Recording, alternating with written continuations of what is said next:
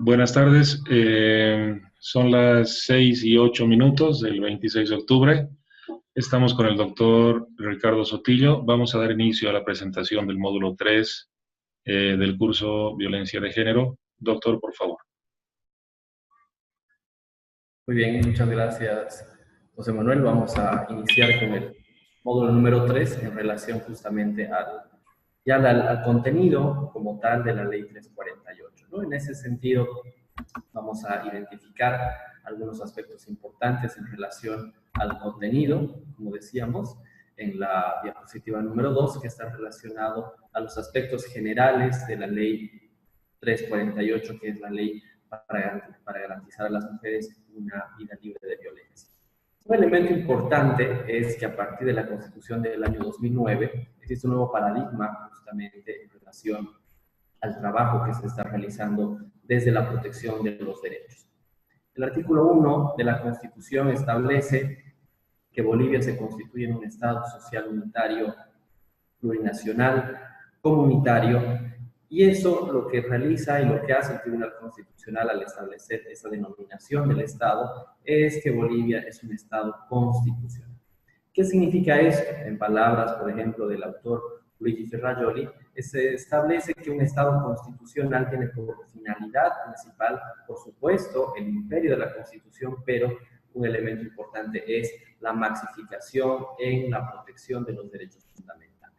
En ese sentido, todas las actividades, todas las acciones que se tienen por parte del Estado tienen que tener, por supuesto, como finalidad esta protección de los derechos. Y así estamos identificando también en el artículo 8 los principios, los valores, identificando sus principales diferencias, ¿no? Los principios y los valores en su conjunto, ambos son instrumentos de carácter normativo, pero que tienen, por supuesto, una diferenciación muy importante en relación a su utilidad. ¿Por qué señalamos esto?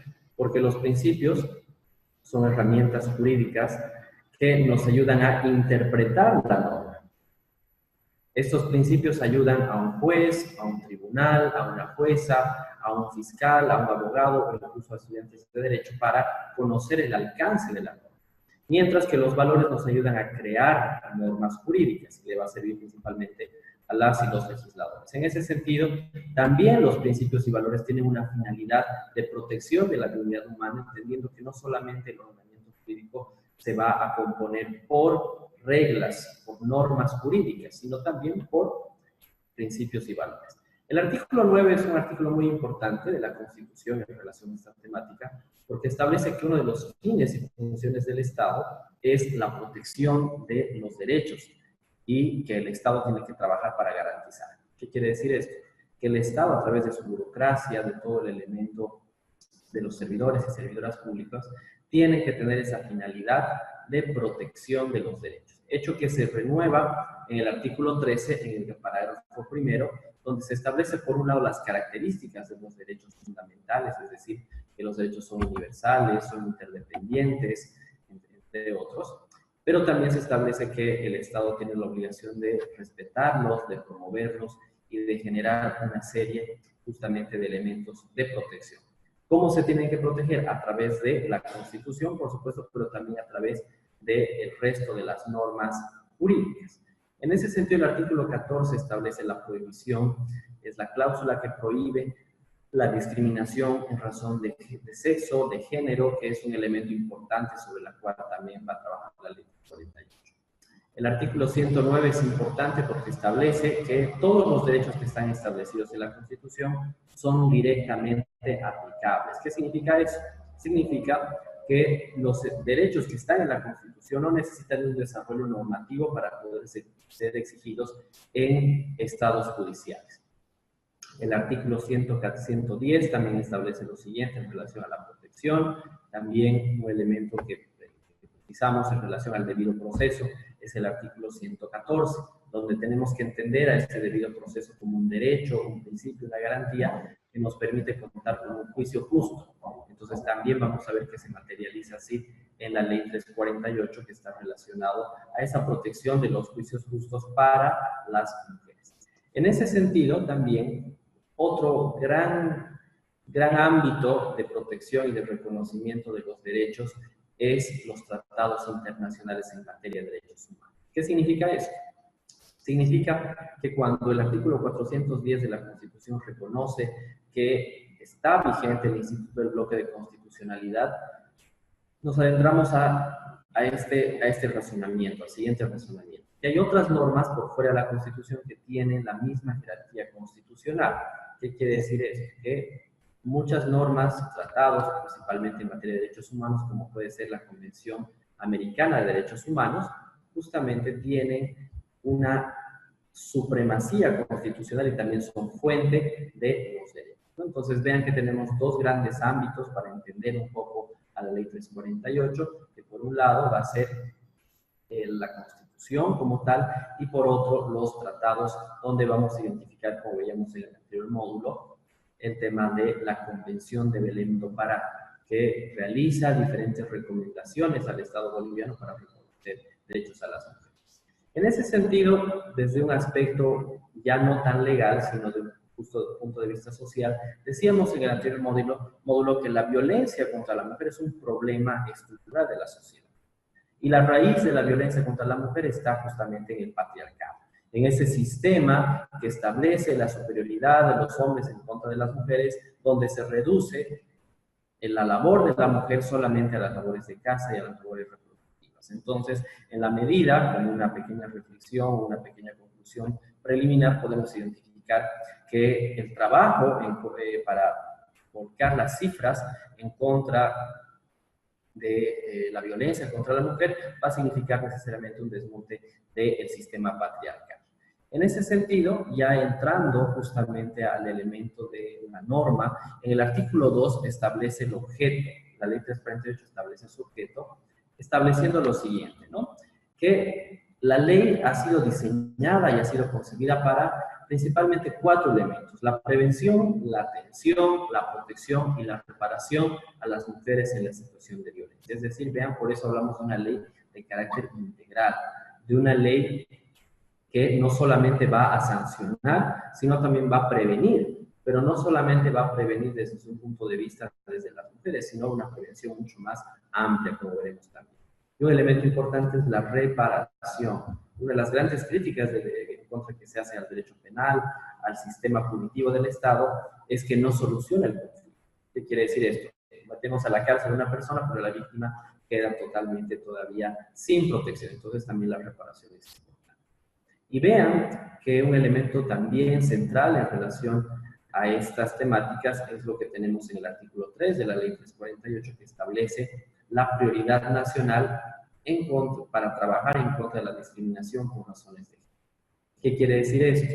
Que tanto el nivel central del Estado como las entidades territoriales autónomas tienen que disponer los recursos humanos y los recursos financieros, económicos necesarios para luchar contra las cifras altas que tenemos en Bolivia en razón a la violencia en razón de género. Ya en la siguiente diapositiva vamos a identificar elementos que hacen a los principios y a los valores, ¿no? Recuerdan que habíamos hecho una diferenciación entre principios y valores, donde los principios nos ayudan a interpretar la norma, por otro lado los valores nos ayudan a crear la norma. Entonces, cuando encontramos los principios en el artículo 4, nos está estableciendo una serie de directrices que tenemos que utilizar para entender la ley 348. Entonces, ese es un elemento importante porque vean que está el vivir bien, la igualdad, la inclusión, la armonía, el tema de la equidad social, la equidad de género, la cultura de paz, la especialidad. Es decir, son estos elementos que nos van a ayudar en el caso de que tengamos dudas en la aplicación de la norma. Es decir, si tenemos alguna confusión, alguna duda, algún elemento que no queda claro para trabajar y aplicar la ley 348, tenemos que echar mano de los principios que están en el artículo 4. Asimismo, en el artículo 5, cuando ya vemos ya un aspecto más de desarrollo normativo, vemos la aplicación preferente en el artículo 5, parágrafo 3. ¿Qué significa la aplicación preferente? Es un mandato que se realiza a las y los juzgadores. ¿Para qué? Para que en aquellos casos donde exista alguna duda sobre la aplicación o no de una norma, se tiene que aplicar una norma en especial. ¿Qué quiere decir esto? que en la temática específica de violencia contra la mujer, la aplicación preferente de la norma va a ser la ley 348, ¿no? Es un elemento importante. Si tenemos dos normas, entonces, imagínense el Código Penal y la ley 348, tenemos que aplicar la ley 348 si estamos ante una situación de violencia contra la mujer. También en esta diapositiva que estamos identificando, en la siguiente, vamos a ver la protección también a toda persona en situación de vulnerabilidad, es decir, también la ley 348 no se centra solamente de forma exclusiva hacia las mujeres, sino también a su entorno, al grupo familiar, ¿no? Entonces también es una protección integral. Ahora también, por su parte, en el artículo 6, establece la ley de forma muy acertada algunas conceptualizaciones que son importantes para justamente entender esta temática de la violencia. La violencia, la situación de violencia, el lenguaje no sexista, los presupuestos sensibles a género, la identidad cultural, la agresora o agresora, integridad sexual, son algunos de estas definiciones que ustedes van a encontrar en la ley 348. ¿Por qué nos sirven las definiciones? Porque en algunos institutos jurídicos o no jurídicos puede existir una diversidad de entendimientos, una diversidad de definiciones. Entonces, cuando una norma hace un listado también de definiciones, está estableciendo qué tenemos que entender por ejemplo, presupuestos sensibles a género, agresor, etc. ¿No? Entonces, un elemento también muy importante. Más adelante, ya entrando al tema 2, en la siguiente diapositiva, vamos a ver las formas y los tipos de violencia en razón de género tipificadas en la ley.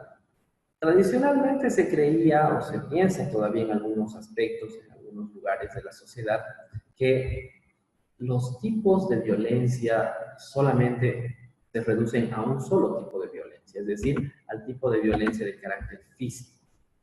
Este elemento es superado por la ley 348, donde nos establece varios ámbitos sociales donde se puede dar la situación de violencia a las mujeres. Entonces, vamos a tener, por supuesto, tipos de violencia física, que pueden ser también violencia feminicida, es decir, donde desencadene en el fallecimiento, en la muerte de una persona solamente por el hecho de ser mujer. Violencia psicológica, tomando en cuenta que el artículo 15 de la Constitución actual establece que la integridad personal también incluye la integridad psicológica, ¿no? Entonces, no solamente basta con que tengamos que tener a la persona, a la víctima, con un golpe, con una serie de hematomas en el cuerpo, sino basta con esa violencia psicológica, el acoso, el trato para poder aplicar la ley y poder tutelar los derechos de la mujer. También está la violencia mediática, la que se realiza con los medios de comunicación, por ejemplo, en la televisión, en la radio. Hace poco tiempo estuve en La Paz, donde de una forma muy grata vimos como el gobierno autónomo municipal de La Paz retiró 2 vallas publicitarias donde se exhibía a la mujer como un objeto, ¿no? Lo que conocemos como cosificación de la mujer. Entonces, un elemento importante va a ser también esta lucha contra la violencia mediática, que está relacionada a la violencia simbólica, ¿no? También hay violencia contra la dignidad, cuando se atenta contra la dignidad, contra toda esta serie de elementos que hacen a una mujer digna, también va a estar sancionado. La violencia sexual, por supuesto, cuando ya existe un tema de fuerza, un tema de obligación, de no consentimiento a las relaciones sexuales coitales o no coitales, también está protegido por esta ley. Violencia económica, que está relacionada a la posibilidad de la mujer en generar sus propios recursos económicos y disponer de forma libre y de forma autónoma de ellos, ¿no? También otro tipo de violencia es la violencia laboral, que se da justamente en ámbitos principalmente de dependencia, donde a veces existe acoso laboral por parte de los empleadores, ¿no? También puede haber violencia en el ámbito educativo, en el ámbito político, en el ámbito institucional, y también un elemento principal es la violencia intrafamiliar contra las mujeres, ¿no? Entonces, ese elemento que vemos en relación a la identificación de varios tipos y formas de violencia nos da a pensar y a entender un elemento principal. que es que la ley tiene una integralidad en su normativa para justamente proteger todos estos aspectos de la dignidad de las mujeres. Continuando en el tema número 3, en la siguiente diapositiva, ya vamos a identificar un poco cómo funciona el sistema de atención y protección integral que está previsto en la Ley 348. Entonces, vamos a identificar 4 elementos importantes, 4 pasos que vamos a identificar en esta protección integral. Vamos a tener, por un lado, la prevención, es decir, cuando todavía no ha sucedido el episodio de violencia; la atención, cuando la mujer ya está sufriendo algún tipo de violencia de todas ellas que hemos visto anteriormente. También vamos a identificar la protección en relación a cómo ya esa persona que ha sido vulnerada en sus derechos tiene que recibir una serie de prestaciones por parte del Estado para protegerse. Y la persecución o la sanción penal, que va a estar relacionada ya al ámbito del procedimiento penal en relación a sancionar a los y a las agresores que hayan realizado algún delito contra las mujeres.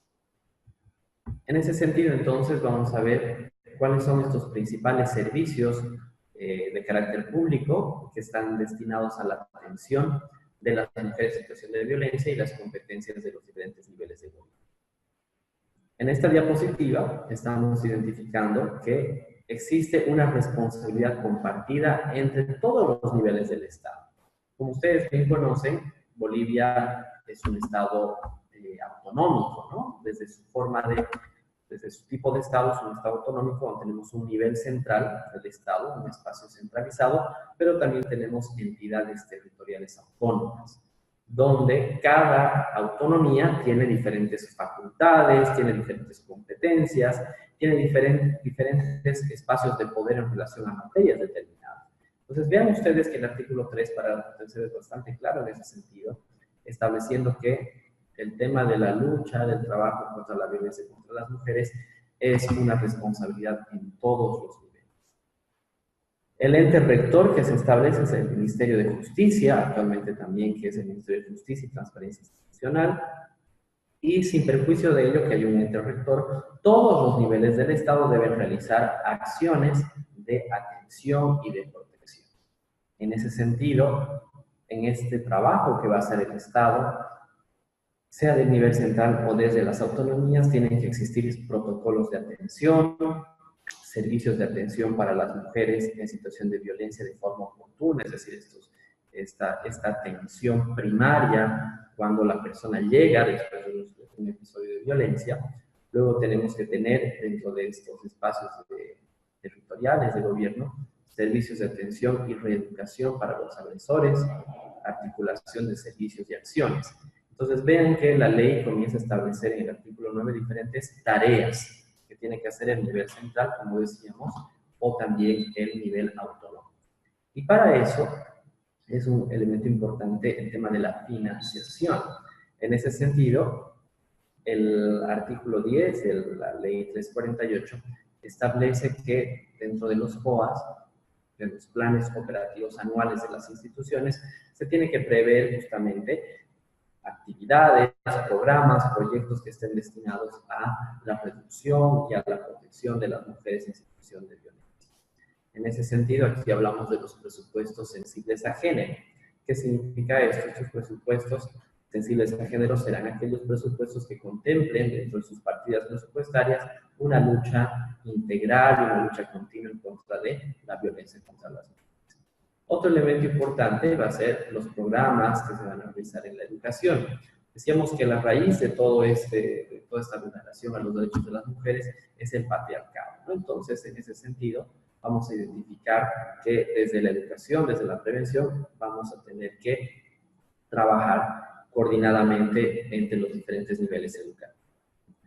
Sin perjuicio de que todos los niveles del Estado, decíamos, están involucrados en esta temática, es el Ministerio de Justicia el ente que tiene que coordinar todos estos aspectos. Más adelante vamos a identificar en la siguiente diapositiva cuáles son los servicios de atención integral. Es decir, cuando una persona llega después de una situación de violencia, el artículo 24 nos establece que tanto las alcaldías y principalmente también el nivel central tienen que tener diferentes y deben contar con diferentes servicios de atención integral a estas personas que están saliendo o están todavía en la situación de violencia. Para empezar, se establecen los servicios legales integrales, las casas de acogida y las casas de refugio temporal. Vean que estos tres espacios de protección, los SLIMs que conocemos, las casas de acogida y de refugio temporal, están justamente administradas y tienen que ser desarrolladas por los gobiernos autónomos municipales, que por supuesto, si bien de una forma lenta, de una forma no tan rápida como quisiéramos, pero sí hay gobiernos autónomos municipales que están cumpliendo con estas políticas, ¿no? Un ejemplo muy grande es en la ciudad de La Paz, donde existen casas de acogida y refugio temporal para mujeres en situación de violencia.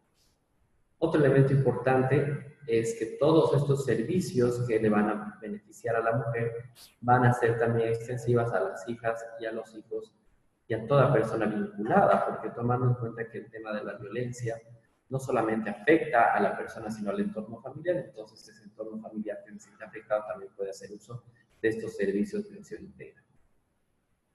¿Con qué tienen que contar estos espacios de atención integral? Con personal especializado, con una infraestructura que sea amigable, sea acogedora, y también va a estar estableciendo que la financiación, las partidas presupuestarias tienen que estar relacionadas a los POAs de las entidades territoriales autónomas, ¿no? Entonces, también el artículo 28, un poco teorizando y un poco desarrollando sobre estas casas de acogida o refugio temporal, establece que la estancia máxima son 3 meses. Entonces, en esos 3 meses se tendrá que generar una sanción o un elemento de protección a las mujeres. ¿Para qué? Para que no puedan volver justamente al mismo círculo de la violencia. Asimismo, hablando también en la siguiente diapositiva de los servicios de acogida y refugio temporal, vamos a identificar que tenemos un servicio integral dentro de estas casas de acogida, ¿no? Como ven ahí en la diapositiva, tenemos una suerte de una atención, decíamos, integral, porque está integrada por varios servicios que cada uno va a tener una temática diferente que va a proteger a la dignidad de la mujer. Primero, estos servicios integrales tienen la misión de acoger y atender, es decir, es el primer momento donde la mujer sale de la situación de violencia y acude al Estado, entonces hay que acogerla y hay que atenderla, ¿no? Tanto a ella como a su grupo familiar. Otro elemento importante es que estos servicios son educativos, son de capacitación. ¿Por qué? No solamente establecer que la gente conozca la ley 348, sino educar y capacitar sobre diferentes elementos de empoderamiento, de autoestima, o también de otros saberes técnicos, que pueden ser saberes técnicos muy importantes que le permitan un empleo a esa mujer de violencia. Tomando en cuenta que a veces la situación que se da en los países es el fruto de los roles de género, es decir, el hombre saliendo a la calle a ganar el dinero y por otro la mujer quedándose en la casa cocinando. Entonces, vean que esa educación también es muy importante para reconstruir categorías que las tenemos cerradas. También estos servicios, este servicio integral da atención médica y asesoramiento legal, ¿no? Entonces, para que la causa en la cual se está desarrollando pueda tener un desarrollo mucho más efectivo. Y la atención médica, como decíamos, para que se tenga este primer acercamiento para los derechos de las mujeres cuando existen situaciones de violencia o existen casos un poco más graves. Asimismo, en la siguiente diapositiva, como ustedes están viendo, habla el artículo 26 de los servicios especializados, que van a constar principalmente de 3 áreas. Primero, el hospedaje y la alimentación. En el periodo donde la persona todavía esté sufriendo violencia, es muy peligroso que vuelva a su hogar, entonces se le tiene que dar hospedaje, se le tiene que dar alimentación. Por otro lado, tiene que haber programas de reeducación y capacidad técnica productiva. Muchas, como decíamos anteriormente, muchas situaciones de violencia surgen porque la mujer aguanta muchas situaciones de violencia porque no tiene otra alternativa de salir adelante con sus hijos, entonces a veces es preferible aguantar situaciones de violencia antes de poder independizarse. Entonces un elemento importante va a ser también de estos servicios especializados, va a ser esta capacitación técnica productiva. Y no solamente eso, como ven en este tercer elemento, se está preveniendo el acceso al sistema de colocación de empleo. La empleabilidad es muy importante.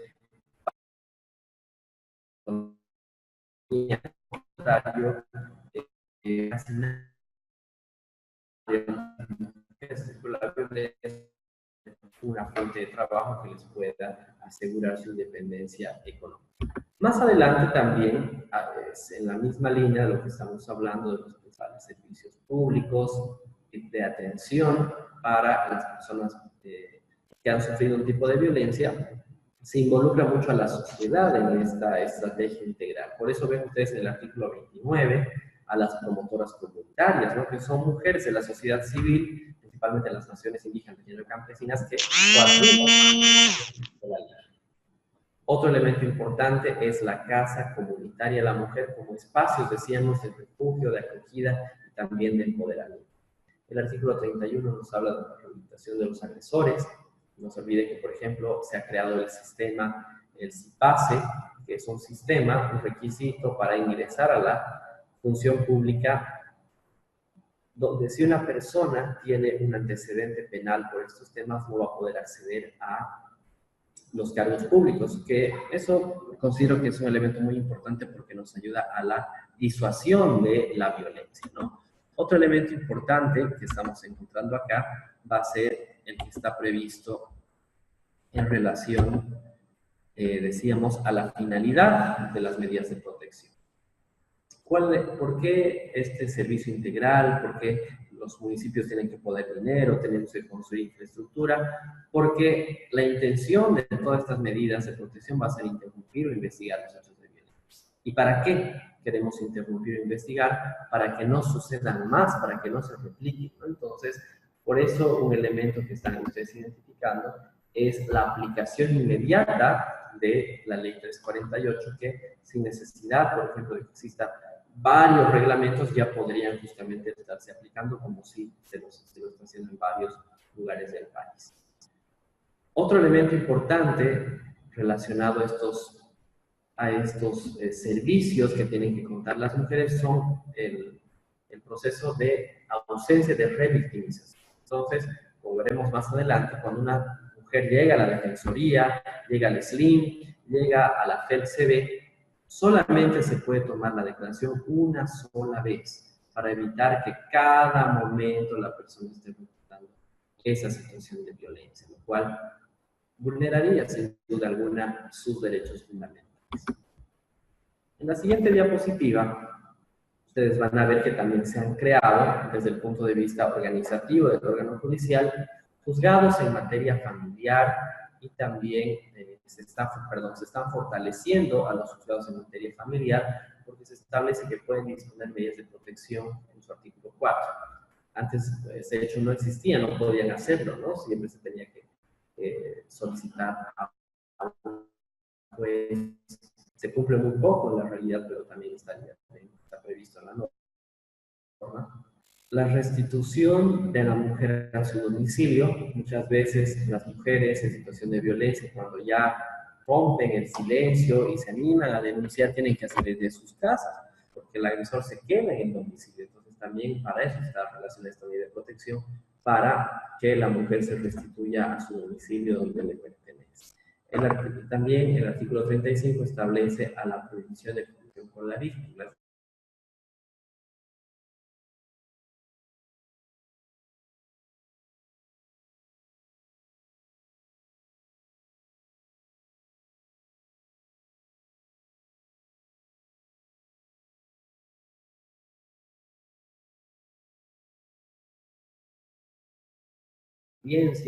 Tienen que estar trabajando en el tema procesal y a veces no se puede cumplir con el trabajo para que la gente no renuncie a este sistema, entonces también se establece esta reducción del horario de trabajo.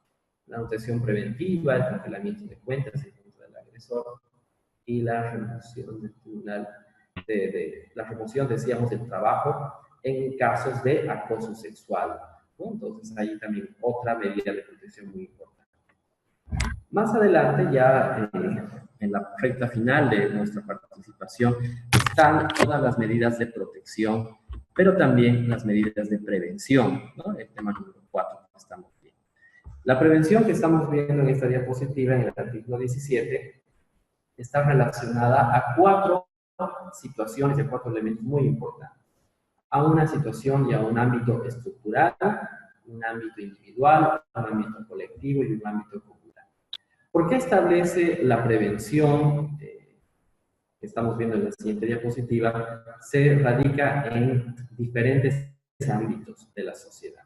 Porque se considera que el problema y la problemática de la violencia contra la mujer se van a dar en diferentes aspectos. Es decir, dentro de las personas, dentro del constructo mental que tenemos de los roles de género, del sexo, de también la participación de la mujer en la sociedad. Entonces, un elemento importante. ¿Por qué es estructural también esta previsión que estamos viendo? ¿Por qué? Porque estamos identificando que es el Estado también el que, desde sus estructuras, a veces es machista, es patriarcal, y eso lo podemos ver muy bien en el ámbito del ejercicio del derecho de acceso a la justicia. Entonces, ese va a ser un elemento también importante. La prevención colectiva se refiere a los grupos sociales, por ejemplo, en los colegios, en las escuelas, en las universidades, en las juntas de vecinos. En todos estos aspectos donde la colectividad esté reunida es muy importante la prevención de la violencia a través de talleres, de actividades. Entonces, ahí los gobiernos autónomos municipales, que están principalmente ellos llamados a aplicar esta ley, tienen que ser muy creativos para involucrar a todas las personas en estas actividades. Y la prevención comunitaria que se tiene que dar también al interior de las naciones y los pueblos. Siguiente diapositiva, por favor. Siguiente. Muy bien. Vean que decíamos que estos sistemas de prevención que van a estar relacionados a varios aspectos van a configurar en sí mismo un modelo integrado de actuación frente a la violencia por razón de género. ¿Qué significa esto? Significa de una serie de estrategias y de mecanismos que nos van a ayudar a combatir nos van a ayudar a combatir los casos de violencia contra las mujeres. Entonces, también en el artículo 19, vean ustedes que en el ámbito educativo tenemos diferentes acciones que tenemos que realizar. Enfoque de género en la currícula, un aspecto que en estos tiempos está siendo un poco polémico porque hay sectores de la sociedad que todavía se resisten, ¿no?, al tema de trabajar con una perspectiva de género desde las escuelas, pero poco a poco consideramos que se va a ir mejorando este aspecto. Centros de atención psicológica, también en los colegios, en las universidades, y que las autoridades, principalmente en los colegios y en las universidades, como decíamos, tengan políticas de prevención del acoso sexual. ¿Cuántos casos no conocemos? Muchos de ustedes, colegas, licenciadas, licenciados, han estado en la universidad y han visto situaciones de acoso contra compañeras. Entonces, es un elemento importante que se da porque no hay políticas de prevención. Se cree que eso no sucede. Entonces, vean que eso también es importante. Reglamentos y protocolos para las denuncias, donde la protección a la víctima sea muy importante, se promueva la denuncia. Eso va a ser importante. Siguiente diapositiva. En el ámbito de la salud, también vamos a identificar elementos importantes en relación a la prevención, a la promoción integral.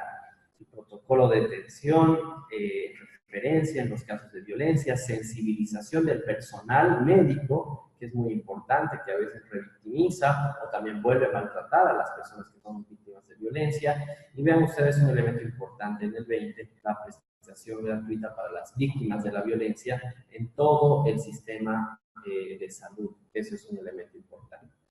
En el ámbito laboral, como ven ustedes en la siguiente diapositiva, vamos a tener una igualdad en los derechos laborales, sanción a los despidos injustificados. Por ejemplo, muchas acciones de amparo constitucional se pueden presentar cuando ustedes están ante un despido justificado identificado, una señora, una persona que está sufriendo violencia, una protección en el ámbito laboral contra el acoso sexual, contra el acoso laboral, a veces de los empleadores, también de compañeros de trabajo, y la capacitación permanente a servidores y servidores públicos en este aspecto. Y para finalizar, en el ámbito de comunicación, en la siguiente diapositiva, ustedes identifican y ven, siguiente diapositiva, por favor. En la siguiente diapositiva, ya para finalizar, decíamos, tenemos la prevención en el ámbito de la comunicación, donde ahí se van a determinar aspectos importantes para los medios de comunicación y también para todas estas también plataformas digitales actualmente que están en boga, ¿no? Entonces, se tienen que generar campañas contra la violencia, se tienen que exigir, se tienen que establecer códigos de ética en medios de comunicación, no solamente para el tema de cómo se muestra estos casos de las mujeres víctimas de violencia, sino también cómo el medio de comunicación entiende la figura de la mujer, que generalmente se cosifica, ustedes ven todos los días diferentes programas de televisión, donde la mujer es un objeto, ¿no? Es un adorno donde tiene que mostrar el cuerpo, entonces tiene que haber un código de ética necesariamente. Y la difusión permanente del contenido de la ley en los medios de comunicación, como ustedes han podido ver, diferentes canales de televisión, diferentes radios, están replicando el contenido de la ley. Entonces vean que esta primera parte de la ley 348 es muy importante porque nos establece qué definiciones, principios, las medidas de protección y las medidas también de prevención en diferentes aspectos. Entonces, ese es el inicio de lo que vamos a ver. Hemos identificado elementos importantes y en el siguiente módulo lo que nos tocará es ya ingresar al ámbito procesal que establece la ley 348, ¿no? Muy bien, entonces quedo abierto y atento a cualquier duda, a cualquier consulta que ustedes tengan al respecto. Perfecto, muchas gracias, doctor. Entonces habilitamos esta parte para que los participantes puedan hacer alguna consulta, ya sea por escrito o habilitando su cámara y micrófono. Por favor, adelante.